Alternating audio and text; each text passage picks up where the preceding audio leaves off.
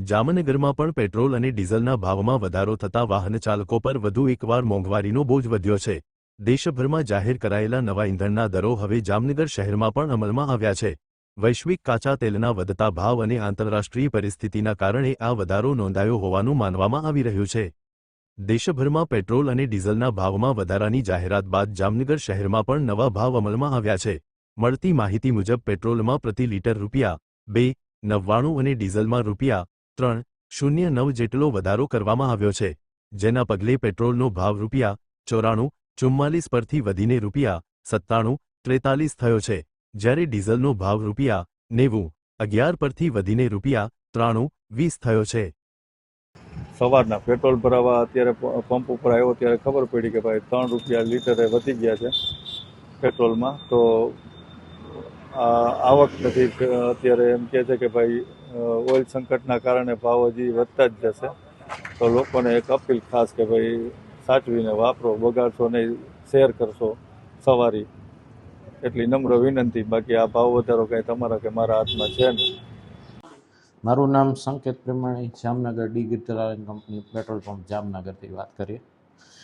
જૂનો ભાવ પેટ્રોલનો હતો 94.49, નવો છે 97.47, એટલે કે ₹2.98નો વધારો પેટ્રોલમાં। ડીઝલમાં જૂનો ભાવ 90.15, નવો ભાવ 93.24, એટલે ₹3.09નો ભાવ વધારો સવારે લાગુ પડ્યો છે। આ ભાવ વધારો મારા હિસાબે બહુ અનિવાર્ય હતો। આમ સમજો તો સરકાર છેલ્લા 2 મહિનાથી આપણને ભાવ વધારાથી બચાવી રહી હતી।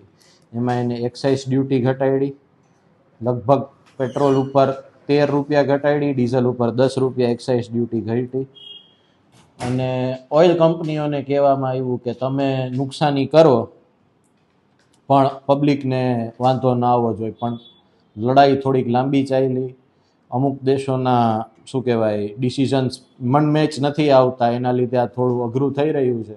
પણ આ ભાવ વધારો હવે જરૂરી હતો। 2 મહિના આપણને સરકારે બચાવ્યા છે, એ ઘણું સારું કહેવાય। લોકોને એક જ અપીલ કરીશ કે બને ત્યાં સુધી ગવર્મેન્ટ વ્હીકલ્સ જેમ કે બસ છે, જ્યાં બસ અવેલેબલ હોય ત્યાં બસ, જ્યાં મેટ્રો અવેલેબલ છે ત્યાં સિટી બસ છે ત્યાં સિટી બસ, જ્યાં મેટ્રો અવેલેબલ છે ત્યાં મેટ્રો વાપરો।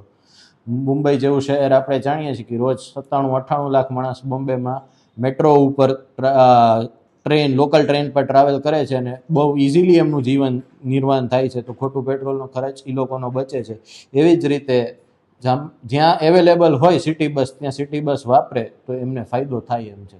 તમારે જે અત્યારે ભાવ વધારા પહેલા કેટલું હતું ને હવે કેટલું જશે? કોઈ મેજર ફેર નથી પડતો। પબ્લિકને પણ કોઈ 2 દિવસ પબ્લિક રાડારાડી કરે ભાવ વધારો, પણ કોઈ પોતાનું વાહન મૂકીને સાયકલ હલાવવા માંડવી ને હાલીને જસવી, ખાલી વાતું કરવી છે, પણ કોઈ એનું ઇમ્પ્લિમેન્ટેશન નથી થતું। એટલે મારા હિસાબે કોઈ મેજર ફેરફાર નહીં આવે। પણ પબ્લિકને એટલું કહેવા માંગીશ કે થોડું સમજી વિચારીને ફ્યુલ વાપરો। ખોટું રાત્રે રખડાપટ્ટી કરવી, ચક્કર મારવા જવું ખોટું। જરૂર પડતી હોય ત્યાં 100% ફ્યુલ વાપરો। પૂરતું માત્રામાં પેટ્રોલ ડીઝલ અવેલેબલ છે, પણ જ્યાં જરૂર ન હોય ત્યાં ખોટી વાપરવાનું ટાળાય તો દેશ માટે સારું છે ને આપણા માટે સારું છે।